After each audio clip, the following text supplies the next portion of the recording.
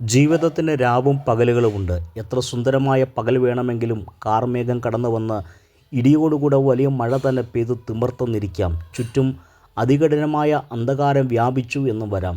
എന്നാൽ എത്ര കടുത്ത അന്ധകാരം നിറഞ്ഞ ജീവിത പരിസരങ്ങളിലും നിത്യസൂര്യനായ ക്രിസ്തു എന്ന കാലകതിരവൻ താങ്കളെ ഒരിക്കലും കൈവിടുകയില്ല. ഒരിക്കൽ ഭൂമി പാഴ്ശൂന്യമായി അന്ധകാരം നിറഞ്ഞിരുന്നു. അന്ധകാരാവൃതമായ ഭൂമിയെ നോക്കി വെളിച്ചമുണ്ടാകട്ടെ എന്ന് കൽപ്പിച്ച കർത്താവ് താങ്കളുടെ ജീവിതത്തെ നോക്കി വെളിച്ചമുണ്ടാകട്ടെ എന്ന് കൽപ്പിക്കാൻ കഴിവുള്ളവനാണ്. യേശു പറഞ്ഞു, ഞാൻ ലോകത്തിന് വെളിച്ചമാണ്.